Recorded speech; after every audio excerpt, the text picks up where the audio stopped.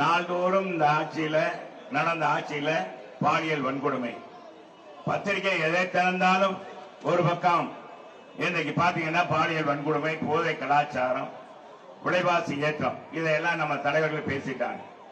ஒண்ணு நீங்க புரிஞ்சுக்கணும், நம்ம இப்ப நடத்துற இந்த கட்சி ஆட்சிக்கு வந்ததுக்கு காரணமே அரசு ஊழியர் தான். நேற்றைக்கு முண்டனம் நல்லா கவனிங்கப்பாயே, நேற்றைக்கு முண்டனம் தேர்தல் அறிவிச்சுட்டாங்க. அறிவிச்ச உடனே நம்ம முன்னாள் முதலமைச்சர், அவர் காபந்தனுடைய முதலமைச்சர், அவர் படத்தை தலைவரா கலட்டுறார், அரசு ஊழியர் மகிழ்ச்சியோடு கலட்டுறார். அப்ப என்ன அர்த்தம்? இப்ப நீ வரவே கூடாதியா, என்ன குண்டிகன் அடிச்சாலும் திரும்ப திமுக வரக்கூடாதுன்னு அரசு ஊழியர்களே முடிவெடுத்து விட்டாங்க. இன்னைக்கு அதுதான் ஹைலைட்டே, அதுதாங்க.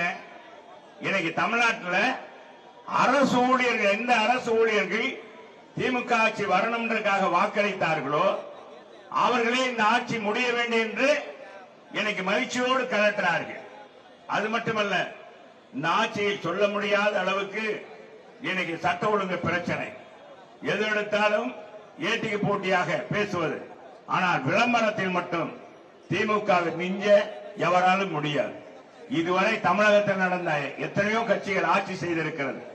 ஆனால் அத்தனை கட்சியினுடைய ஆட்சியை காட்டிலும் இன்னைக்கு திராவிட முன்னேற்ற கழகம் பக்கம் பக்கமாக இதுவரை விளம்பரம் கொடுக்காத பத்திரிகைகள் கூட விளம்பரம் கொடுத்து தன்னுடைய ஆட்சியை நிலைநிறுத்த வேண்டும் நினைக்கிறார்கள்.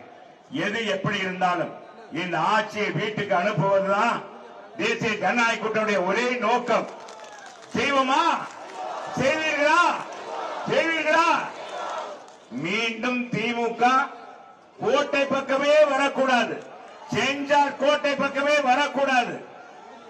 2011 என்ன நடந்ததோ அதே நிலை மீண்டும் தொடர உங்களுடைய பொன்னான ஒத்துழைப்பை நீங்க தொடர்ந்து தர வேண்டும்.